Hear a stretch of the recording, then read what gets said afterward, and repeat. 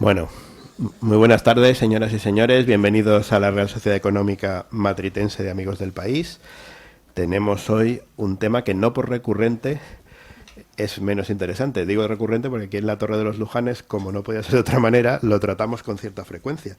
Hemos tenido incluso pequeños congresos sobre el tema, pero hoy tenemos una visión diferente, gracias a nuestro invitado, que es un lujo tenerlo aquí, al que le agradezco su presencia y las palabras que nos va a dirigir en breves instantes, en breves minutos, don José María de Francisco Olmos, que bueno, después lo va a presentar don José Manuel Castellanos, pero el tema de la prisión de Francisco I en la Torre de los Lujanes es un tema que aquí siempre interesa.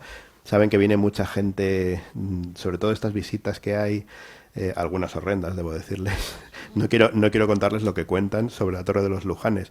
Hay todo tipo de barrabasadas, pero a mí la que más me gusta es una que les aseguro que oí yo con mis propios oídos y decía, aquí en la misma puerta, a grito pelado, hubo un guía de estos que no sé muy bien de dónde salió, con un grupo de incautos, y les contaron que este era la fortaleza donde vivía el rey moro de Madrid.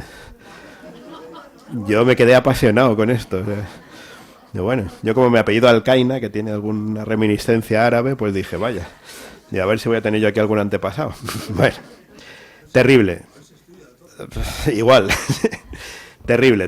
O sea, como ven, la desinformación sobre el tema, ahora que está tan de moda esto de la desinformación, es terrorífica. Luego viene mucha gente preguntando por la prisión de Francisco I, que dónde estaba la celda. Digo, hombre, mire usted, a pesar de que era francés, no dejaba de ser un rey cristiano. Entonces, lo de las celdas, bueno, en fin.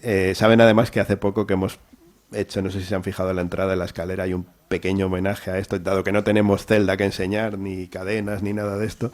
Tenemos por lo menos un pequeño recuerdo de un par de cuadros. Son reproducciones autorizadas por el Prado, por cierto, no son cualquier reproducción, de la Torre de los Lujanes y de la batalla de Pavía, y luego tenemos la reproducción de la espada de Carlos I y de Francisco I, que saben que fue un trofeo de guerra que nuestro querido Fernando VII regaló alegremente a Napoleón. Es una desdicha, ¿no?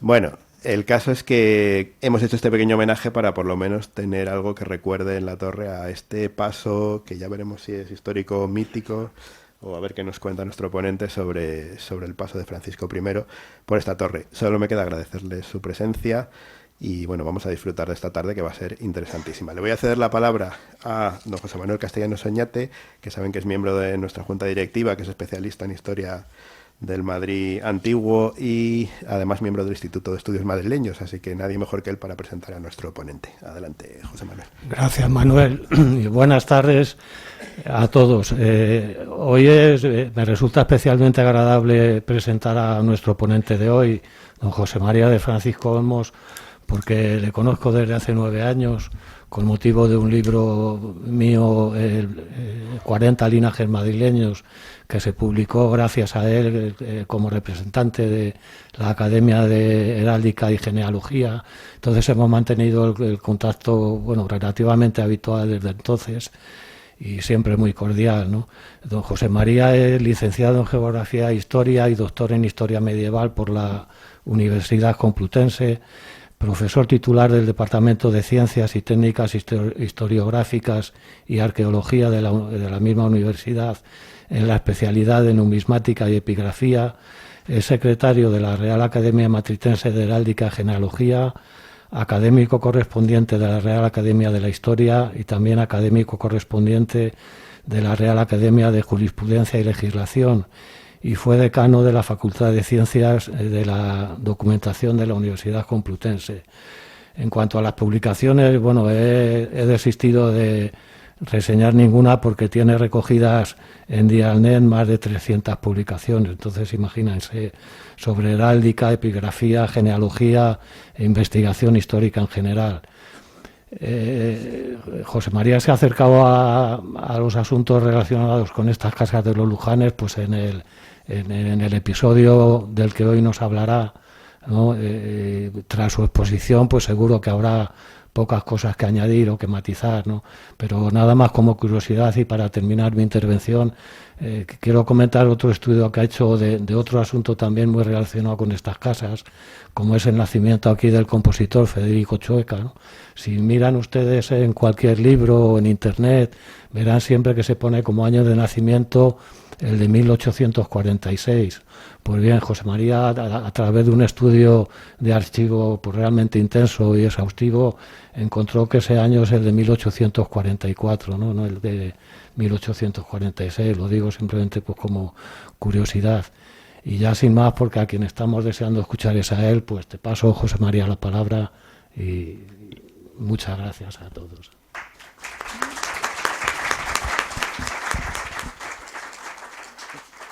Pues lo primero, muchísimas gracias por la invitación y por las presentaciones. Retomando lo último, lo de Federico Chueca pues fue intenso. Si toca, ya haremos otra conferencia sobre Federico Chueca y cómo falseó sus datos para poder ingresar en el conservatorio y esas cosas que bueno, es interesante, pero bueno. Hoy estamos hablando de Francisco I y la Torre de los Lujanes, que fue una de mis primeras investigaciones allá por el siglo pasado. Allá por el siglo pasado, que ya tenemos algunos años y podemos decir eso. Este edificio existe por este título. Este edificio pudo haber sido destruido en el siglo XIX, como de hecho se intentó hacer, luego lo veremos, pero solo el recuerdo de haber estado aquí prisionero Francisco I por unos informes que hizo tanto la Real Academia de la Historia como la Real Academia de Bellas Artes de San Fernando, que elevaron al Consejo de Estado, hizo que se considerara que era un lugar histórico y por tanto había que mantenerlo.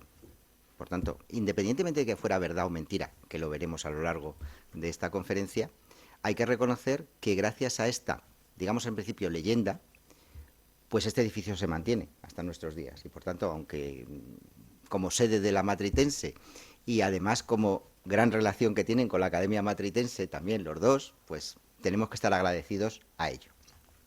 Bueno, pues vamos a empezar. Voy a hablar un poco en principio del problema de los soberanos en batalla, luego de la batalla de Pavía y luego ya de la relación que tiene con esta casa, la prisión de Francisco I. Lo primero que hay que decir es que desde siempre, en la antigüedad, en la época medieval, era muy común que los soberanos dirigieran sus ejércitos, porque de hecho una de las funciones y por la que eras soberano es porque eras el jefe del ejército y lo que tenías es que demostrarlo en campaña. El hecho de que un jefe de ejército derrotara personalmente a otro jefe de ejército era algo absolutamente excepcional. Cuento esto porque todos conocemos a la antigua Roma y en la antigua Roma existía una tradición que pongo ahí que se llama spolia opima, donde se recogía las veces que un general en jefe de un ejército luchaba de forma individual con el otro general en jefe y le derrotaba. Y en toda la época de la República existió en 3 ocasiones. Obviamente la de Rómulo, pues, ¿qué quieren que les diga? Pues es inventada.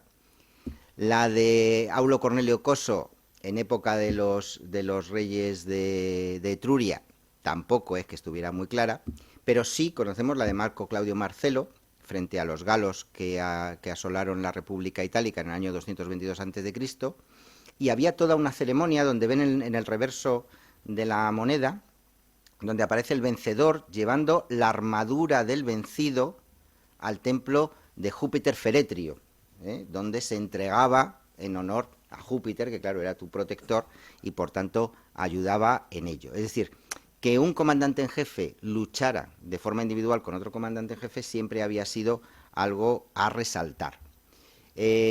Otras capturas importantes de jefes de Estado en batalla, pues en la época medieval, moderna y casi contemporánea, les pongo aquí unos cuantos ejemplos. San Luis, que fue capturado durante su cruzada en Egipto en el año 1250, por el que se pidieron nada menos que 400.000 libras tornesas de rescate.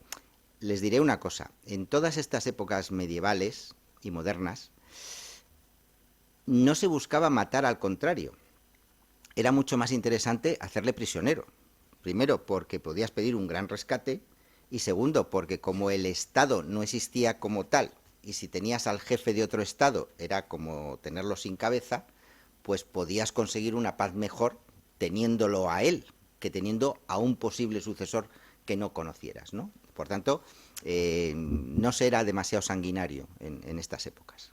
Enrique III de Inglaterra en una guerra civil, David II de Escocia, famosísimo Juan II de Francia en la batalla de Poitiers frente al Príncipe Negro, todos les sonará, en la Guerra de los 100 años, 3 millones de coronas de rescate, había que pagar la guerra. De hecho, esta moneda, el franc à cheval, se hizo específicamente para pagar el rescate del rey, con esas características. Alfonso V en la batalla de Ponza en 1435, Enrique VI en Northampton, Francisco I de Francia en la batalla de Pavía, pero también luego, ya más modernamente, Maximiliano I en Querétaro, que fue fusilado como emperador de México, y Napoleón III en Sedán en 1870. Bueno, pues vemos que hay unos cuantos, pero obviamente muy poquitos, porque era también muy complicado que este hecho se produjera, porque puede ser una derrota, pero claro, en la derrota lo normal es que el comandante, el jefe derrotado, pues pueda escapar sin más.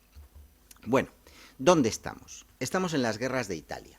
Las guerras de Italia ocupan muchísimo tiempo. Simplemente decir dos cosas.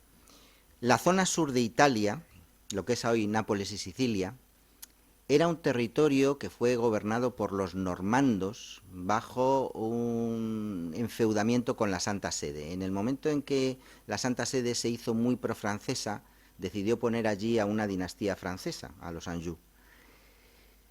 Y ocuparon esa zona hasta que una parte de ella, Sicilia, se rebeló contra ellos y pasó a la corona de Aragón. Ese enfrentamiento en el siglo XIII entre Corona de Aragón y Francia se va a mantener hasta el siglo XVIII entre Francia y España, por el sur de Italia. Y lo vamos a ver en muchísimas guerras.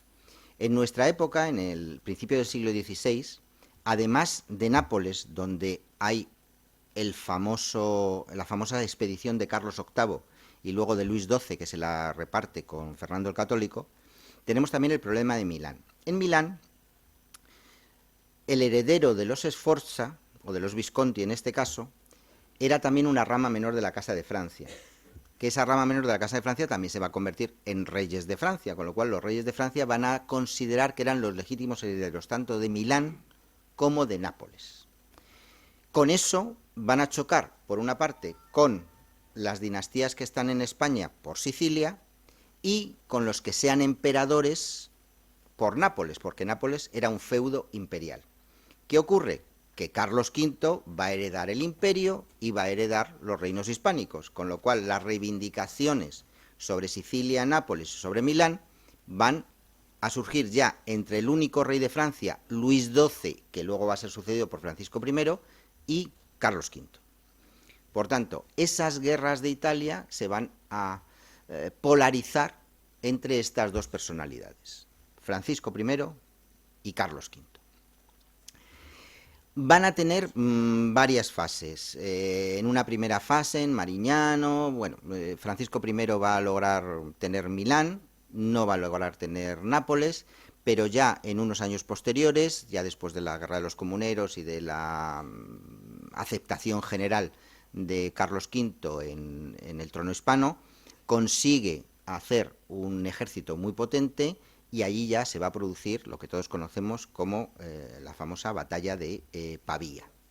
Aquí tenemos alguna representación, no sé si es de las representaciones que tenéis vosotros, yo he puesto unas cuantas representaciones, pero lo que quiero decir es que es una batalla que fue tan importante que tuvo muchas representaciones y se conoce muy bien cómo fue la batalla. Entonces, no vamos a entrar en ella, sino que simplemente los franceses eran famosos por su caballería, una caballería muy ligada a la nobleza feudal, mientras que los españoles ya desde la época del Gran Capitán eran famosos por su infantería, por los famosos tercios, que se crean a partir del Gran Capitán aunque luego ya se conforman de otra manera, pero el origen todo el mundo está de acuerdo en que es en la época del Gran Capitán. Bueno, pues entre esa lucha, digamos, entre infantería y caballería junto a las artillerías del momento, donde se ven muy bien aquí cómo ponen a todos los cañoncitos, porque era muy importante lo de los cañoncitos, pues tenemos la batalla de Pavía. Aquí tenemos algunas otras imágenes, con aquí los famosos caballeros que vemos aquí, o otras, no es cuestión, o este famoso tapiz donde se ve otra representación. Y ya nos centramos en la captura. Aquí tenemos un famoso grabado que, bueno, es muy conocido, totalmente inventado, pero es muy conocido, donde Francisco I fue capturado en la batalla de Pavía. Primer problema, todos tenemos claro que fue capturado, pero ¿quién le capturó? Pues como siempre, la victoria tiene muchos padres. Entonces, todo el mundo que participó de alguna manera se puso la medalla de que había sido él el que había capturado a Francisco I. ¿Qué datos tenemos? Juan de Urbieta consiguió del mismo Francisco I que le reconociera que había sido uno de sus captores, con lo cual Carlos V luego le hizo caballero de Santiago, le concedió un escudo de armas, que lo describe en su testamento, y que dice, dentro del escudo un campo verde, tal, y cuenta un poco, bueno, ahí lo tienen ustedes, no quiero repetirlo, cómo hace referencia a que capturó a Francisco I, que tiene una flor de lis, etcétera, etcétera. Esta sería la versión vasca. Luego tenemos a Alonso Pitada Veiga, versión gallega, que también obtuvo de Francisco I un documento que le acreditaba como uno de los hombres que le hizo prisionero, y obtuvo también de Carlos V una pensión y un escudo.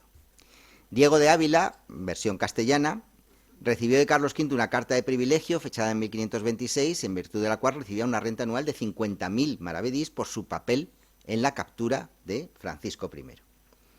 Y luego tenemos Juan de Aldana, que es la versión aragonesa, que fue también captor y menciona que Carlos V le otorgó un escudo de armas en recompensa por sus acciones, sin mucho más. Obviamente,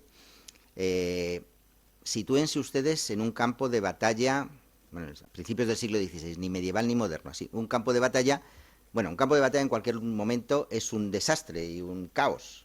Bueno, pues en ese caos alguien reconoce a alguien le tira del caballo, este es Francisco I, pues que no le maten, quédate tú aquí que yo voy a decir a este, es decir, no hay una persona, o tal, hay varias personas, es decir, yo estoy seguro que todos estos intervinieron de alguna manera, luego ya me imagino que cada uno contaría a sus hijos y sus nietos lo que más les interesara, pero yo creo que ninguno miente, y además lo vamos a ver por otros actos importantes. Diego de Ávila se hizo con la manopla derecha y el estoque de Francisco I, que luego entrega al emperador, con lo cual él tenía, digamos, unas pruebas físicas. Pita da Veiga se hizo con la manopla izquierda, una banda de brocado y el crucifijo. Es verdad que esto puede resultar un poco distinto en el sentido de que esto no lo llevaba encima el rey, era más bien lo que había en la tienda del rey, porque tú no llevabas debajo, o sea, un crucifijo grande o un collar o una orden encima, estaba en la tienda. Pero bueno, tenía parte, digamos, de la impedimenta del rey. Y Juan de Aldama tenía todavía más cosas. El collar de la Orden de San Miguel, recuerden que en Francia, bueno, todos conocen el toisón, que es la Orden de los Austrias. Bueno, pues en Francia el equivalente al toisón era la Orden de San Miguel. Luego, a finales del siglo XVI, se crea la Orden del Espíritu Santo, que es la que van a traer aquí los Borbones y todas estas cosas. Pero en época de Francisco I era la Orden de San Miguel. Entonces, el collar de la Orden de San Miguel, una espada, un puñal y un libro de horas, lo tenía. Y de hecho, el hijo de este Juan de Aldama, Marco Antonio, se lo entregó a Felipe II en 1565, a pensión de una renta vitalicia de 200 ducados anuales. Por tanto, todo el mundo tenía algo del rey, porque además era lo lógico. Le habían capturado y todo el mundo quería un recuerdo. Por tanto, ahí está. El principal recuerdo es esa espada ceremonial que nos han comentado, que es la que Juan de Aldama dio a Felipe II. y que, como también nos han comentado, fue entregada graciosamente a Joaquín Murat, Gran Duque de Berg y lugarteniente general del emperador en España en 1808 por Fernando VII. Y hoy se encuentra en los Inválidos de París. Y se encuentra en los Inválidos de París porque no la pudimos reclamar. Es decir, otras cosas que se llevaron los franceses, se consiguió su devolución después de las guerras napoleónicas, pero es que esto fue un regalo. Es decir, no lo robaron. Es que Fernando VII se lo regaló, claro, y no puedes reclamar que te devuelvan un regalo. Entonces, por eso está allí. Es más, el mayordomo mayor, cuando le dijeron, busca la espada de Francisco I, que es para dársela, dijo, ya, pero hombre, esto, dice, no, hay que dársela, está aquí de visita y hay que regalarle algo importante. Y dice, bueno, pues nada, le regalamos la espada ceremonial de Francisco I, y ahí está. Entonces, bueno, que sepamos lo que hay. Otro ejemplo de nuestro magnífico rey Fernando VII. Bueno, está en el ranking de los peores gobernantes de España y creo yo que el peor rey de España, o sea que no hay ningún problema en estar en consenso con esto, ¿eh? No creo yo que nadie salga aquí a defenderle, ¿eh? Entonces ya está. Bueno, primera cuestión que hemos visto, ¿quién le capturó? Y quién le capturó no tiene respuesta, no hay quién, sino un grupo de personas que estuvieron allí y se encargaron de custodiarle, porque no es solo capturarle, es guardarle. Porque claro, le has tirado del caballo, le tienes allí, pero luego ¿qué? Que si vienen otros franceses, que si no sé qué, que si no sé cuánto, pues hay que hacer, digamos, un pool para intentar mantenerle allí. Pero obviamente un rey de Francia no se puede rendir a ninguno de estos cuatro, porque eso no se hace. Es decir, te tienes que rendir a una persona con un estatus. Tampoco está claro a quién se rindió. Unos dicen que al marqués de Pescara, que era, según las fuentes españolas, el jefe de las fuerzas imperiales. Otros, más bien los franceses, pues hablan de que se rindió a Carlos de Lannoy, que era el virrey de Nápoles y que tenía un estatus muy importante. Esto nos lo cuenta Robert de la Marck, que era un caballero que estaba junto al rey en la batalla de Pavía. Y otros, pues como siempre, fuentes alemanas hablan de que fue el comandante de los lasquenetes imperiales, que es ese señor Georg von Frundsberg. Bueno, eso dicen cada una de las fuentes. Yo particularmente creo que hay que hacer caso a los franceses en este caso, porque es una rendición formal y oficial, y por tanto intentas rendirte a la persona de más alta alcurnia o categoría que hay en el otro bando, ¿eh? Y por tanto a mí me parece lógico que fuera Carlos de Lannoy. Pero yo les pongo las tres versiones y ustedes, pues, no tenemos más que lo que tenemos. Unos dicen esto, otros dicen esto y otros dicen esto. También nos puede ayudar que tras la batalla le llevaron a Nápoles. Por tanto, parece más lógico que fuera Carlos de Lannoy el que recibiera la rendición formal del rey. Bueno, la prisión del rey, que desde luego no es una prisión con grilletes, como pueden decir por ahí esta gente, no.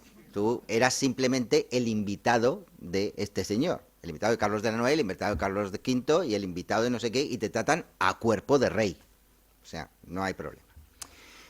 ¿Qué sabemos de la prisión del rey? Bueno, nada más terminar la batalla, le llevan a esa fortaleza y encomiendan su guarda al capitán Hernando de Alarcón, que le ven ahí, al señor de Alarcón, un hidalgo castellano de una familia importante que luego comentaremos en más detalles.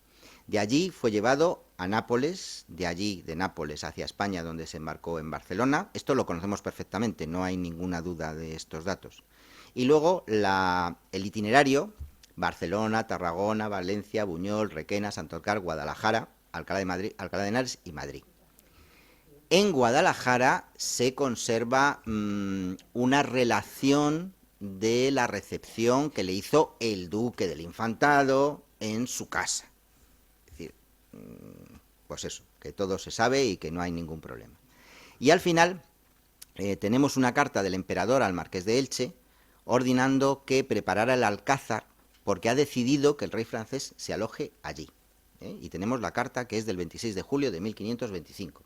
Es decir, hasta esa carta no sabíamos dónde iba a terminar Francisco I. O sea, le habían llevado a España, le iban llevando hacia el centro, pero podía haber terminado en Toledo, por ejemplo, que era la gran ciudad imperial de la época. Todos sabemos que en esa época Madrid pues tampoco tenía nada, era un poco de tercera categoría. Es decir, no teníamos obispado, no teníamos universidad, no teníamos un gran noble como tiene Guadalajara de referencia, no lo había. Pero el caso es que se decide que el rey termine en el Alcázar de Madrid, que todos sabemos que el Alcázar de Madrid era así. Es decir, tenemos la famosa vista de Vingaerde, donde sabemos cómo estaba el Alcázar. Y todos los documentos de época, franceses y españoles, hablan de que el rey francés estuvo en el Alcázar, sin ninguna duda.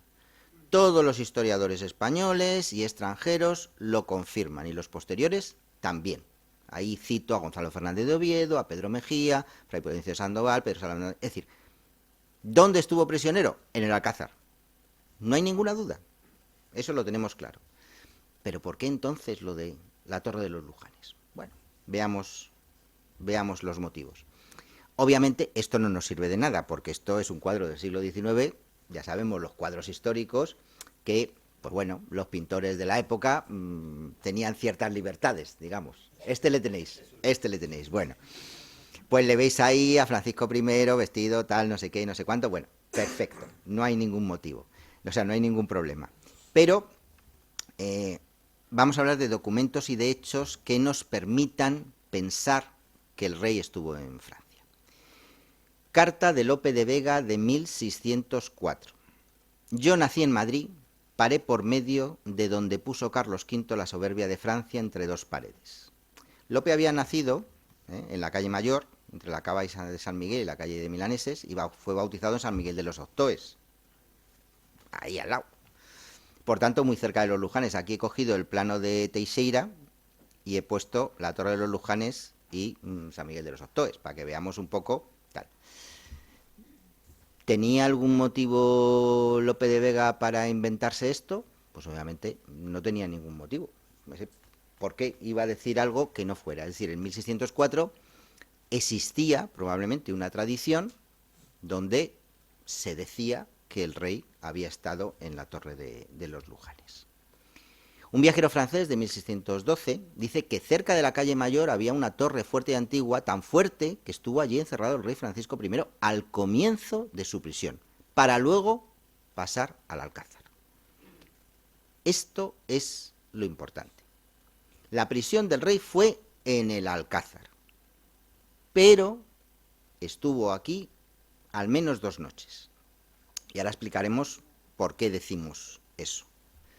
Gil González Lávila, Teatro de la Grandeza de la Villa de Madrid, fijan, 1623. Llegó el rey Francisco preso y las casas donde estuvo están en la parroquia de San Salvador y eran de don Hernando de Luján, mientras no le pasaron a palacio. Ahí está. Jerónimo de la Quintana, 1629. Llegó a Madrid aposentándose en primera instancia en la torre de la Casa de los Lujanes en San Salvador, y es tradición recibida. Claudio Clement, jesuita y catedrático de los Estudios Reales de Madrid, en 1642. Fue traído a Madrid y puesto en las casas de don Francisco de Luján en la parroquia de San Salvador, mientras no le pasaron a palacio. Entonces, obviamente, aquí no estuvo en toda la prisión, pero estuvo unos días. Y ahora, bueno, aquí tengo más referencias de Alonso Suárez de Alarcón, que al hablar de su antepasado dice que lo trajeron y lo pusieron en la Torre de los Lujanes, y muchos más autores lo decimos. En 1854, el ayuntamiento propuso reordenar la plaza de la villa y derribar este edificio, que era propiedad del conde de Oñate. El conde de Oñate tenía todas estas casas y bastantes más de Alcalá a través de ser heredero de los Lujanes de esta rama. El marqués de la Vega de Armijo a este señor es al que hay que hacerle el monumento, al Marqués de la Vega de Armijo, porque fue gobernador civil de Madrid, ministro de Fomento, y en todos sus cargos intentó por todos los medios preservar esta torre. Pidió, que dice, no se debe tirar porque es una gloria nacional, por ser lugar donde estuvo Francisco I. Y entonces, cuando fue ministro de Fomento, pidió los informes que les decía a la Real Academia de la Historia, a la Real Academia de Bellas Artes de San Fernando, al Consejo de Estado, hasta que por fin el Estado decidió, vale, sí, aceptamos ello, y compramos al conde de Oñate el inmueble por 2 millones de reales, en 1865. Conservamos el expediente en el Consejo de Estado, conservamos los planos que luego se hicieron para restaurar el edificio y darle otros usos.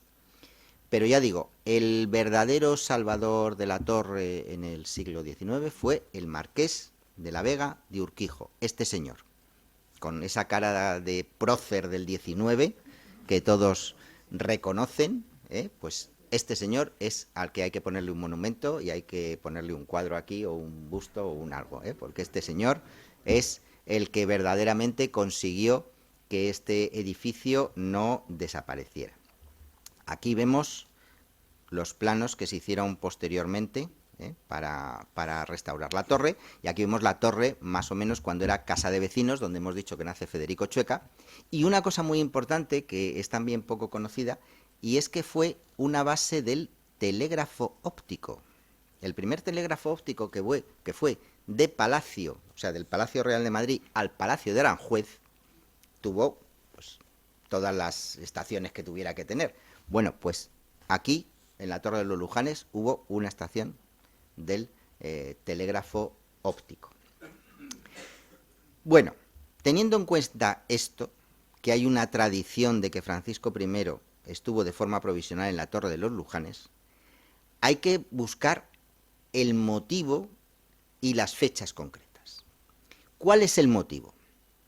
Pues el motivo es muy español, que el rey llegó a Madrid antes de que el Alcázar estuviera preparado.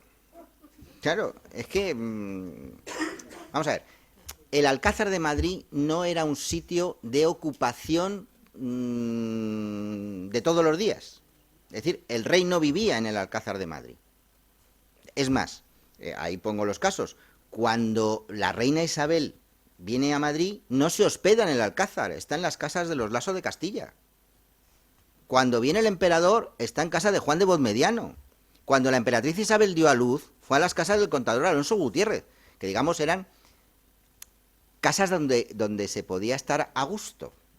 No en el palacio, en el Alcázar, que debía ser un sitio bastante inhóspito y que pues hacía frío y que, bueno, esas cosas, porque era una cosa medieval antigua. Es que tampoco hay que darle mucho tal.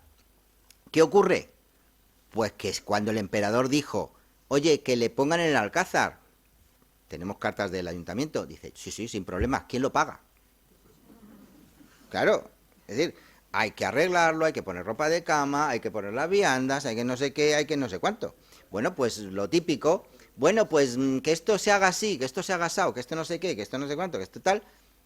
Pues tanto, mientras tanto, Francisco I, como hemos visto, va a Barcelona, luego va a Valencia, luego, o sea, va avanzando hacia Madrid. Y cuando llega, pues el palacio no está. O sea, una cosa que dices, ay, vamos a buscar una motivación tal. No busquemos la motivación tal. La motivación es que no estaba en condiciones. Y ya está. A partir de ahí, el primer documento oficial de Francisco I datado en el Alcázar es del 16 de agosto, que es una protesta firmal. Dice, he llegado a Madrid, estoy prisionero de Carlos V y todo lo que firme no tiene valor para mí, porque estoy prisionero y firmaré lo que me ponga para firmar para irme a casa. Es digamos, una protesta ante notario, para luego poder hacer lo que hizo, que fue, firmo lo que sea y da igual porque no lo voy a cumplir. Pero sabemos que llegó a Madrid el día 12, por lo cual suponemos que estuvo en los Lujanes entre el 12 y el 15, o entre el 12 y el 14, supongamos que lo llevan el 15 al Palacio Real y ya el 16 firma su papel. Bueno, pues esto es lo que pensamos. ¿Qué tenemos de datos extra? Pues la carta del 26 de julio informando que se aloje en Madrid, la del 28 ordenando que se disponga lo necesario, el 2 de agosto el Concejo pidiendo al emperador que ordene los repartimientos, es decir, quién va a pagar esto. El 9 de agosto el emperador responde diciendo, pues vale, que lo pague no sé quién y que lo pague no sé cuánto. Pero claro, el 12 ya llega Francisco I a Madrid. Y luego ya, como digo, el 16 de agosto, pues firma el acta de protesta. Por tanto, en estos rangos es donde nos estamos moviendo. La siguiente pregunta es, ¿por qué la Torre de los Lujanes? Es decir, ya sabemos que el día 12 llega a Madrid, que el Alcázar no está preparado, pero ¿por qué la Torre de los Lujanes? Si hemos dicho que tenemos las casas de Bonmediano, que tenemos las del Lasso de Castilla, que tenemos otros sitios donde normalmente iban los reyes. ¿Por qué la Casa de los Lujanes? Pues lo que hacemos todos cuando tenemos problemas, tirar de la familia. Claro. El responsable de la custodia era el capitán Hernando de Alarcón y tenía que tomar una decisión. Llega a Madrid y dice, bueno, que voy al Alcázar. Dice, no vayas al Alcázar que no está. Dice, bueno, ¿y ahora qué hago? Claro, esa es la reacción. Y dice, seguridad, un sitio céntrico y cercano al Alcázar, normalmente intramuros, de fácil defensa por si acaso, no iba a pasar nada, pero bueno. Comodidad, debía tener el suficiente nivel para alojar a un rey. Y segundo, conocer bien al dueño, es decir, no presentarte en la puerta de alguien y decir, oye, que te expropio la casa durante 3 días. ¿Cuál es la relación entre los Alarcón y los Luján? Pues aquí lo vemos, ¿eh? Aquí les he puesto un pequeño árbol genealógico donde se ve cómo están entre ellos, son primos, vamos. Pero no primos de te veo, no. Martín de Alarcón estuvo en la Guerra de Granada y allí se le encargó la custodia del rey Boabdil, es decir, ya era una familia donde los reyes confiaban en sus cargos. Y a sus órdenes tenía a sus 2 sobrinos, Hernando y Pedro el Cojo. Es decir, los 2 estaban con Martín, no eran gente desconocida, sino que estaban con su tío. Estos 2 se fueron a luchar a Italia con el gran capitán y consiguieron ascensos y honores. Y cuando Pedro Luján volvió a España, dejó a su hijo, Pedro Pierna Gorda, junto a su tío Hernando, para que luchara allí con él. Y estuvieron con Pedro Navarro en Trípoli, en Rávena, y allí Hernando fue hecho prisionero y Pedro murió. 1524, Hernán Pérez de Luján, que era regidor de Madrid, alcaide de Mojácar, cede a su tío todo lo que tenía en los Países Bajos, que era en Nápoles, la alcaldía de Gaeta, que había tenido su padre, lo que demuestra la estrecha relación que había entre ambos. Cuando Hernando llega a Madrid, dice, pues voy a ver a mi sobrino, Hernando Pérez de Luján, que es el señor de la casa, y le digo, oye, que voy a tener que estar aquí 2 días. Me imagino que el otro día, pues vale, pues muy bien. Claro, no tenemos ningún documento del archivo de la casa de Luján que diga, pues vino el tío Hernando y vino tal día y no sé qué, no sé cuánto, pues no lo conservamos. Pero los historiadores tenemos que hacer también hipótesis de trabajo, poner encima de la mesa opciones reales y sobre las opciones reales ver las probabilidades. Todos sabemos de las posibilidades y las probabilidades. Cuando decimos esto es posible, cualquier cosa es posible. Cualquier cosa es posible. Pero es probable. Pues en esa probabilidad tú empiezas a poner cosas. Y entonces dices, tengo estos papeles, tengo estas cosas, hay estas opciones, vemos qué se puede conseguir o a dónde podemos llegar. Con todo esto, yo creo que hay una altísima probabilidad, cercana al 100%, por todo lo que hemos hablado, de que al llegar Francisco I el 12 de agosto a Madrid, no estar preparado el Alcázar para recibirle, estuviera hospedado un par de días en la Torre de los Lujanes. Y no por todo lo que hemos visto, sino porque quedó como una tradición donde tenemos a 6 o 7 o 8 historiadores del siglo XVII algo lejanos, pero no tan lejanos, donde dicen, oye, en Madrid se dice, se comenta, se cuenta, que cuando llegó el rey Francisco pasó un par de días aquí y luego se fue al Alcázar, que está en relación con lo que sabemos de la historia. Que realmente lo que hay que decir, ¿dónde estuvo prisionero el rey de Francia? En el Alcázar de Madrid, sin ninguna duda. Pero yo creo que aquí ha quedado bastante acreditado, con estas probabilidades que les digo, que entre el 12 y el 14 de agosto de 1525 estuvo en la Torre de los Lujanes. Y por tanto, simplemente hay que reivindicar esto como algo más que una leyenda y como una cuasi certeza histórica. Muchas gracias.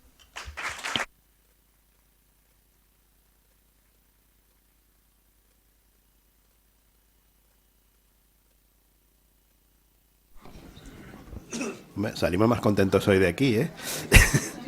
Porque hasta ahora nos decían... La verdad es que esta razón a mí me ha parecido bastante más razonable, y valga la redundancia, porque sí, hasta ahora nos habían comentado todo tipo de relaciones familiares como motivo de que viniera aquí, pero realmente el que no esté dispuesto el Alcázar, aparte de ser un poco cómico, pero es una buena razón, ¿no?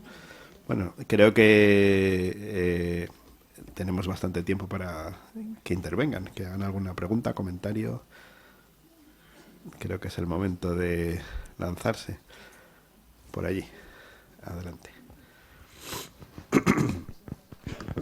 Hola, buenas tardes. Muchas gracias por la ponencia, ha sido muy interesante. Al principio de la ponencia ha puesto usted varios ejemplos de monarcas que han tenido esta pequeña incidencia en sus biografías y mencionaba a Alfonso V en Ponza. Creo recordar que el Marqués de Santillana hizo una obra que era la Comedieta de Ponza, donde narraba un poco esto. ¿Sabe usted si hay alguna obra de esa época o hasta el presente que cuente un poco la tragedia de Francisco I? Gracias. No recuerdo que haya... Bueno, me imagino que de estos poemas épicos sobre la batalla de Pavía, sí. Pero sobre la prisión de Francisco, no recuerdo. Porque he intentado buscar todas las referencias que había sobre este tema y no recuerdo. Realmente, vamos a ver, Francisco I era un rey moderno, ¿eh? Y Carlos V era un rey medieval. Me voy a explicar para que lo entendamos. El final de todo esto es tragicómico. Viene aquí Carlos V, viene aquí toda la familia de Francisco I, su madre, su tal, no sé qué, o sea, todo muy bien, tal. Pero vamos, todo está preparado para que Francisco I se vaya y tal, deja aquí a sus hijos como rehenes y tal, todo. Pero cuando se va y tal, pues dice, me da igual. ¿Por qué? Porque dice, ¿va a matar a mis hijos Carlos V? Porque en realidad se deja para eso. Si tú no cumples, pues yo mato a los rehenes y esas cosas. Pues, Carlos V, ¿qué va a hacer con dos niños ahí? ¿Que le va a matar? Pues hombre, pues no. Pues se cabreó y tal. ¿Qué hizo Carlos V posteriormente? Mandarle una carta de desafío. Es decir, eres un perjuro, eres no sé qué, vamos a hacer un combate singular y el que gane, pues tal. Claro, Francisco I se reía en carcajadas.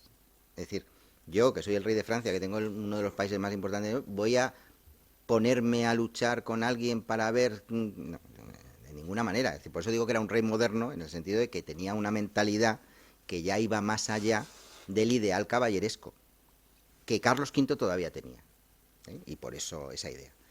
Por tanto, yo creo que los historiadores o literatos franceses, aunque esto fuera muy francés y muy moderno, no veían en la actitud de Francisco I una manera muy caballeresca de actuar para ponerlo en una gran obra. Si se hubiera escapado de otra manera y tal, no sé qué, bien, un poco Conde de Montecristo, tal. Pero hombre, es que es un perjuro, o sea, es que él firma, jura, hace, y por mucho que dijera que todo lo que hago lo hago bajo presión y luego no lo cumplo, pues todos sabemos que es una formalidad. Entonces el otro, Carlos V, de buena fe, medieval, piensa, pues ya hemos llegado a una paz, hemos hecho un consenso, pues tú te casas con mi hermana, no sé qué, no sé cuánto. Imaginaos la cara que se le quedó a Carlos V cuando se enteró de todas estas cosas. Pues es que no le entraba en su mentalidad medieval que una persona, un caballero, rompiera su palabra, hiciera tal, hiciera cual. Por eso yo particularmente creo que la segunda parte, es decir, la batalla de Pavía, pues todo lo que queramos, la batalla de Pavía, pero sobre la prisión y salida de Francisco I, desde luego los franceses no estarían muy contentos de este tema, y los españoles, pues yo no he visto que hagan sangre con ello. No sé si alguien haría algún no sé, porque se debería hacer como una comedieta o una cosa de estas, poniendo a los franceses como ejemplo de mala fe y de estas cosas, pero yo particularmente no lo conozco, no sé si habrá alguna hecha, pero bueno, ya creo que he explicado un poquito el contexto donde nos estamos moviendo y que sería complicado de entender en ese momento. A mí me extraña que los franceses no hicieran nada, ¿eh? Porque ya sabe que no dejan que la realidad estropee una buena historia. Bueno, pero es que no quedan muy bien en esta historia. Por eso. Adelante. Hola. Sí. Bueno, muchas gracias por la conferencia, ha sido realmente estupenda. Para los que no me conozcan, soy el responsable de las visitas guiadas y aquí contamos la movida esta de Francisco I y tal, y siempre en las visitas se dice, bueno, pues no se sabe, no sé, del 12 al 15, ni idea, se dice. Bueno, ya por lo menos tengo un poco más de seguridad en lo que cuento. Y un poco lo que aparte de agradecer, bueno, pues esta fantástica ponencia, quería preguntar un poco sobre una serie, ¿cómo se forja una leyenda? Porque entre las historietas que circulan por ahí se dicen cosas tan peregrinas como que como el rey de Francia era tan alto, pues que los dinteles de las puertas de alguna manera lo bajaron, o sobre la movida de cómo salió de preso, o sea, cómo salió liberado el rey, que entre que salió agachado o que daba la espalda y cosas de estas. Pues no sé, supongo que será todo falso, pero... Bueno, vamos a ver. y muchas gracias. Todas las leyendas o tradiciones populares siempre tienen algo de verdad. Lo que pasa es que, y yo creo que todos tenemos ejemplos de cosas que conocemos, cada vez que pasa un tiempo, se cuenta una historia, hay un añadido.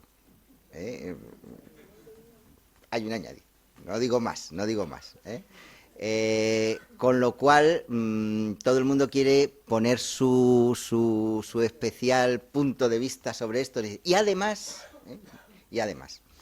por ejemplo, lo de que era muy alto. Bueno, el problema no es que fuera muy alto, es que los españoles eran bajitos. Es decir, quiero decir, tú ves la armadura de Fernando el Católico, que está ahí, y sabemos el tamaño que tenemos. Los franceses pues eran un poco más altos, a lo mejor sacaba una cabeza a todos los españoles, pues no lo sé, probablemente, y todo el mundo dijera, pues es que era muy alto. Y si las puertas estaban de tamaño español, pues a lo mejor se tenía que ir para abajo para hacerlo. Y ya de paso dijeron, no, es que esto se bajó para que él agachara la cabeza, ¿no? Como, tal. Bueno, yo ahí ya no me atrevo, pero quiero decir, seguro que hay esto. Un observador perspicaz a lo mejor dijo, pues cada vez que tiene que entrar por aquí el rey de Francia tiene que agachar la cabeza, ¿no? Como diciendo, agachan a los españoles que le hemos hecho prisionero, ¿no? Pero bueno, al final es muy difícil. Pero todas las leyendas, por muy raras que nos parezcan, hay algo de verdad en ellos. Que sea difícil encontrarlo, no digo que no. Pero cuando empiezas a diseccionar, ¿no? Porque claro, después de 100 años, o de 200, o de 500, o de 1000, pues claro, los nombres, los sitios, las referencias, pero cuando vas despacito, vas desgranando, dices, bueno, por lo menos esto tiene que estar relacionado con esto, porque esto no es no es un poema que alguien se inventa de la nada. Es decir, pensemos en la guerra de Troya, que todos hablamos de la guerra de Troya. pues todo el mundo piensa, ah, fíjate, Homero se inventó todo esto. Pues al final no se lo inventó. Quiero decir, era una cosa que fue real, que pasó hacía muchos años, pero que se había ido contando de gente a gente y de gente a gente. Por tanto, todas estas cosas, pues probablemente, ya digo, tengan ese pozo de verdad. Pero claro, sobre todo lo que son anécdotas, esas son inventadas. Es decir, porque una anécdota tan detallada es porque alguien en un momento se la inventa, de alguna manera, o para quedar bien, o para decir algo, o por tal. Pero el pozo de verdad, yo, ya digo, soy de los que piensan que siempre está ahí. Aparte, a partir de ahí ya no me atrevo a decir. Además, los que soy guías, esto llama mucho la atención a la gente y tal, y no sé qué, y se dice que y tal, no sé qué, ¿no? Tal, y te inventas. Y además no le gustaba la comida española porque sabía a ajo. Ya está. Dice, y a los franceses no les gustaba. Pues yo qué sé, pues y tal. Y ya a partir de ahí, pues queda ahí, ya lo dicen todo y tal. Y porque de verdad se trajo su cocinero. O sea, no, él tenía su casa y como que venga mi cocinero y que vengan 40 personas a estar aquí conmigo y tal, y no había ningún problema. Es decir, por eso estaba en el Alcázar, porque lo llenó de gente francesa, porque un rey no podía estar sin lo que le rodeaba. Y luego se iba a cazar al pardo y tal. O sea, que es que quiero decir, era una prisión, pues, esto. Vamos a ver. Claro, es que él estaba de visita alojado aquí. Lo único era, no podía regresar a su casa, pero estaba de visita, a cuerpo de rey. Entonces, esto es lo que hay que dejar claro. A partir de ahí ya no me atrevo a decir más. Había que haberle sacado algún territorio o algo. No, si se le sacó, lo que pasa es que... Pero luego no. Claro. Algo más material, entonces. Muchas gracias por su conferencia. 2 puntualizaciones. Yo estaba de acuerdo con usted cuando decía que Fernando VII era un mal rey, pero he leído el libro de Luis del Pino, no sé si usted lo habrá deseado, Yo el difamado. Se lo recomiendo porque a lo mejor le cambia el concepto. Para mí los malos reyes fueron Carlos IV, aunque también fue un buen rey porque hizo la expedición del Belmis para la viruela, y el Godoy, que se las traía. Por otra parte, considerar emperadores a Napoleón III y a Maximiliano I de México primero. A Maximiliano lo coloca Napoleón III, y un emperador que dura 4 días, no sé qué imperio tenía Francia. Muchas gracias. Bueno, sobre lo último, hay que tener... La espada no creo que la diera. Seguramente el Murat se la pediría con buenas maneras. Bueno, paso a paso. Maximiliano, emperador de México, y Napoleón III, emperador de Francia. Son lo que son. Claro, no, quiero decir, ese es el título oficial y ejercieron. Que luego duraran lo que duraran y que estuvieran lo que estuvieran, bueno, pues eso cada uno pues tiene lo que tiene. Pero tenían el título y por tanto fue una guerra civil en México. Cuando los franceses se fueron, pues Maximiliano se quedó solo, le cogieron y le fusilaron. Y ya está, no hay más que hablar. En cuanto a Fernando VII, mire, todos son opiniones y yo admito todas las opiniones. Todo el mundo tiene cosas buenas y cosas malas.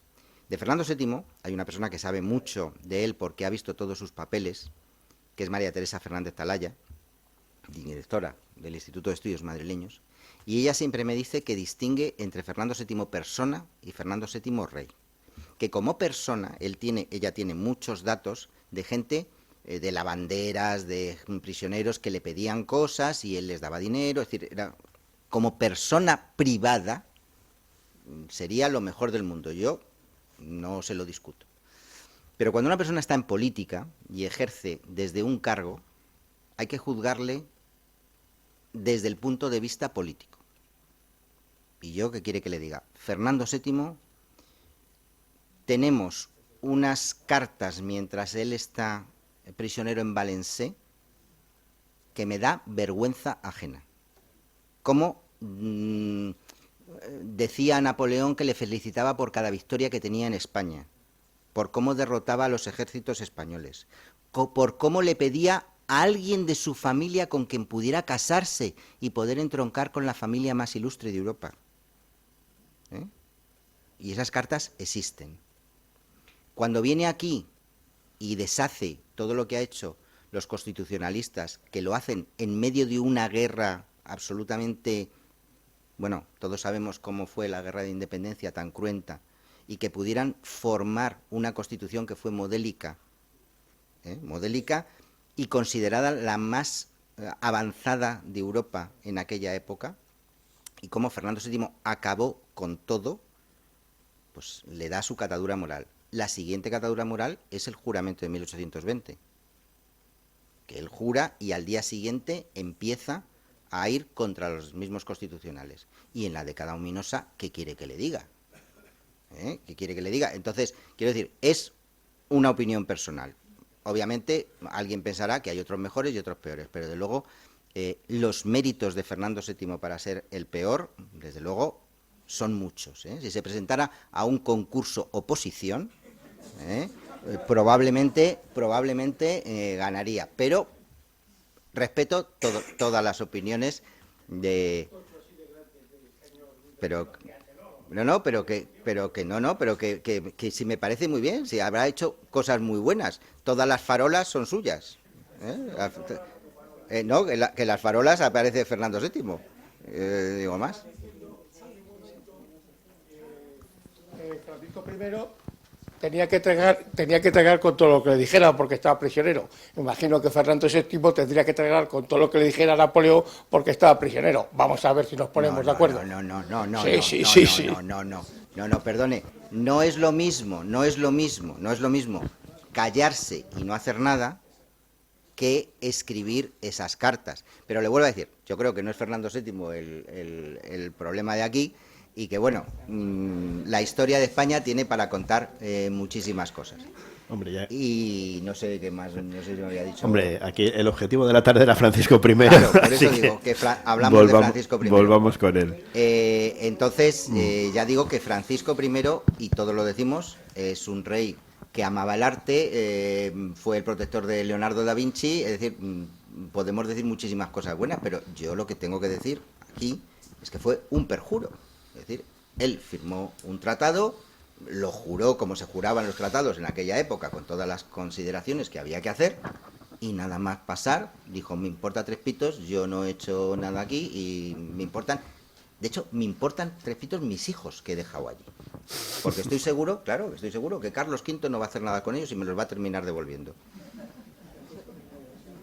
Que tendría muy buenas cualidades, y yo no lo digo que no, y además para los franceses dirán, pues qué listo fue, pues ya está, pues muy bien, pero yo hablo de cosas objetivas.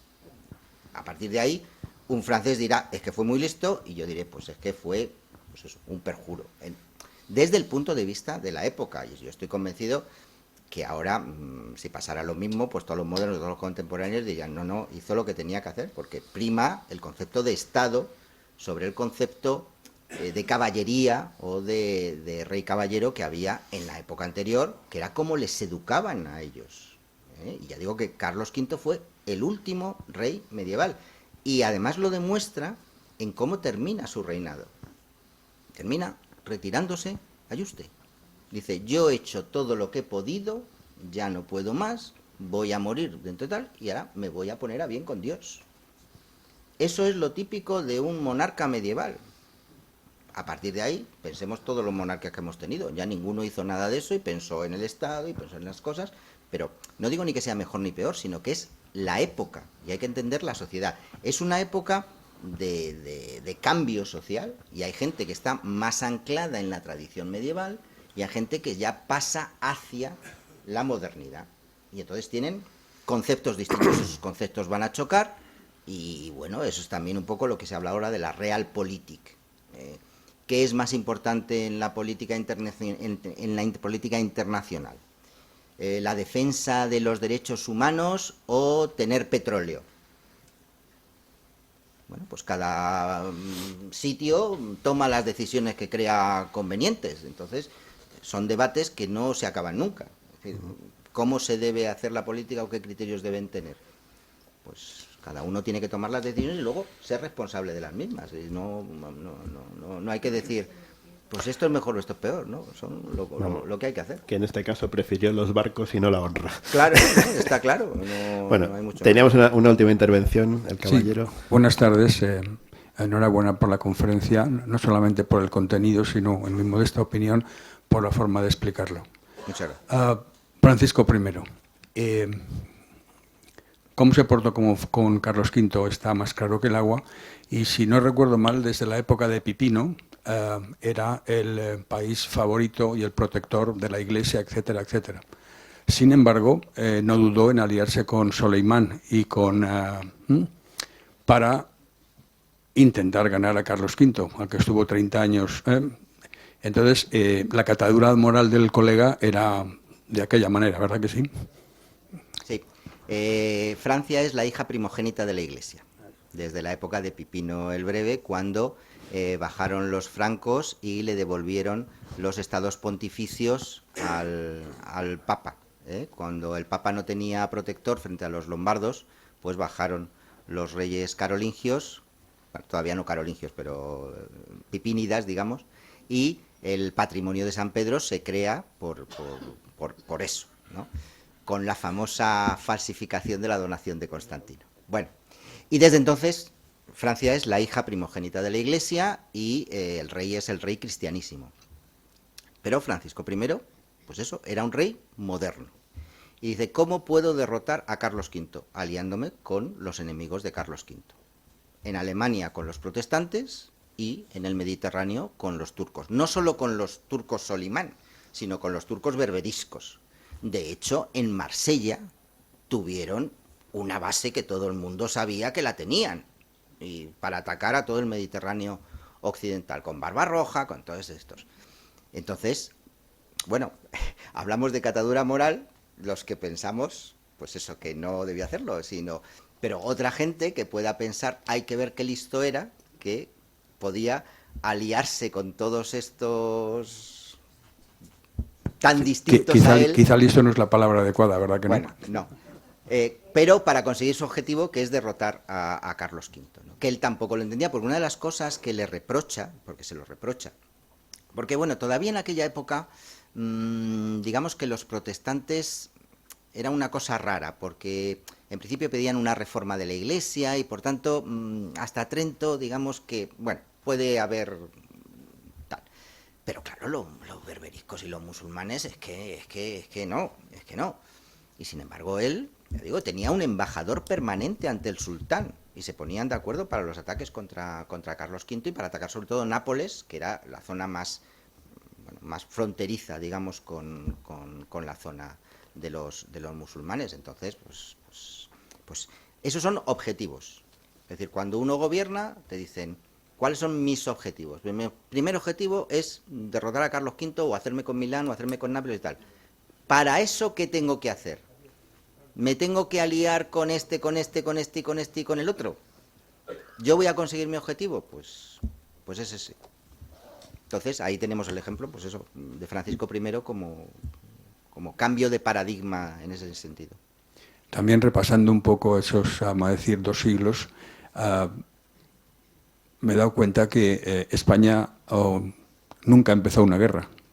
Siempre fue atacada y todas las batallas fueron defensivas. ¿Me lo puede usted confirmar? Hombre. Gracias. No me atrevo a decir todo. No me atrevo a decirlo. Pero probablemente muchas. Pero voy a comentarles una cosa que yo lo comento siempre en clase a los chicos, porque entendemos muy bien la época de los Austrias, sobre todo. Nosotros cuando hemos estudiado en el colegio, en la universidad, todas estas cosas, la grandiosa época de los Austrias, tenemos una sucesión continua de victorias militares. No nos derrotaron en ningún sitio hasta Rocroi.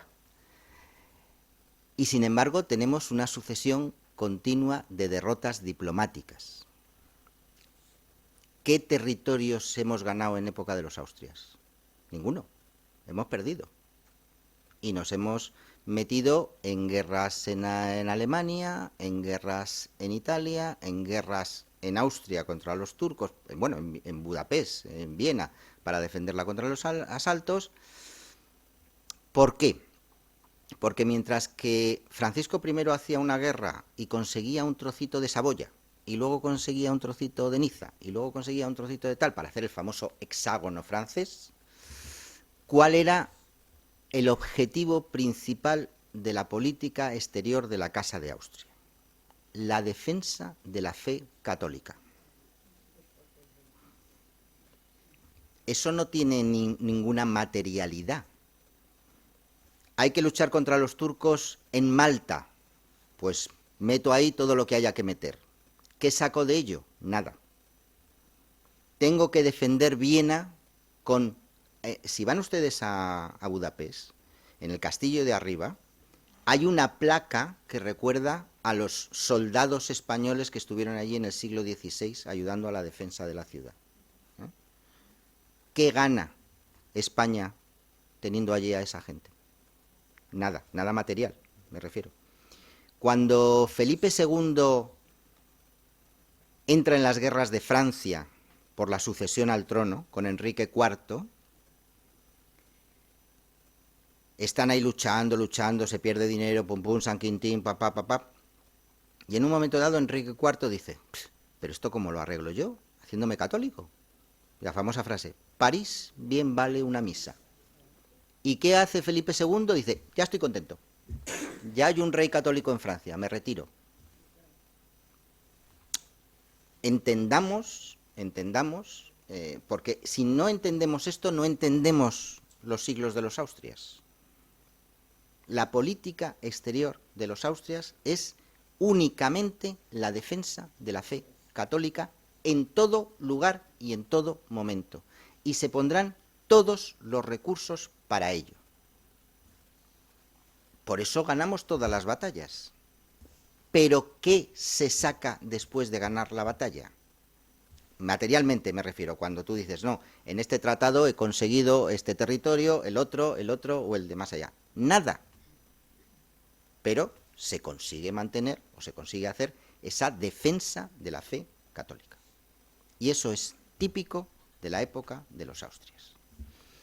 En la época anterior, no. Los reyes católicos conquistan Granada, o conquistan Nápoles, o conquistan Navarra, o conquistan no sé qué, o conquistan no sé cuánto. Es decir, es otra mentalidad, otra cosa, o todavía no hemos llegado a ese momento.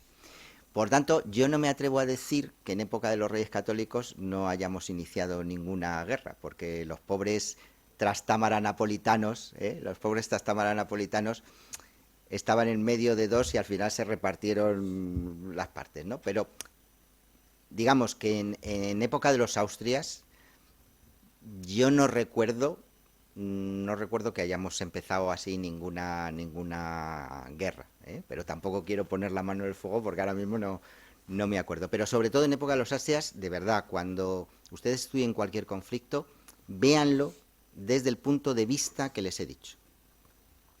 Ese es el principal objetivo de todos los Austrias, esa defensa de la fe católica. Es que no había nadie que la defendiera. Es decir, ¿por qué nos metemos nosotros en la guerra de los 30 años? Que es que a nosotros ni nos va ni nos viene la guerra de los 30 años. Pero es el gran conflicto entre católicos y protestantes en el imperio. Y como el imperio tiene a la Casa de Austria rama Viena, dicen, aquí nos laminan si no vienen los primos españoles a ayudarnos. Y ahí nos metemos en la guerra de los 30 años. Y somos nosotros los que vencemos a los suecos, a los famosos Gustavos Adolfos, que están allí en Nördlingen. Pero al final, ¿nosotros qué conseguimos territorialmente o tal? Pues nada de nada.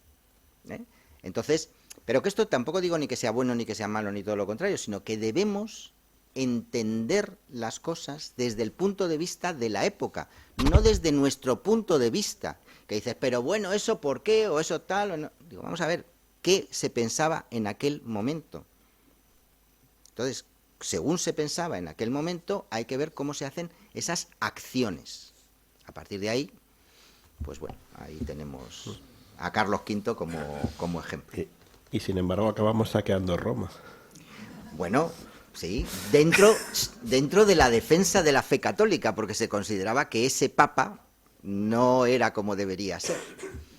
Pero bueno, eso ya, un Papa Medici, un León X, pues todos sabemos cómo se movían, porque al fin y al cabo hay que entender que en esa época el Papa era un soberano temporal con política internacional. Y cuando los papas eran profranceses, pues claro, eran anticastellanos. Entonces, pues si haces una campaña, pues te toca estarte allí lo que sea, ¿no? Pero bueno, de todas maneras nosotros hay que decir que los españoles fuimos siempre más papistas que el Papa. Con lo cual, si el Papa no hace lo que dicen los españoles es que no era buen Papa. Claro. Claro, luego se convierte en pro-francés y claro, nos debemos de quedar con una cara de tontos que luego se entiende lo de los ingleses, claro. Bueno, pues nada, está muy animado, creo que hemos salido todos, además ya tenemos algo que contar un poco más constructivo, ¿no? No solamente que bueno, no sabemos, tal. Podemos decir, oye, hay una buena razón por la cual estuvo aquí Francisco I, así que bueno, muchas gracias por la charla, un aplauso.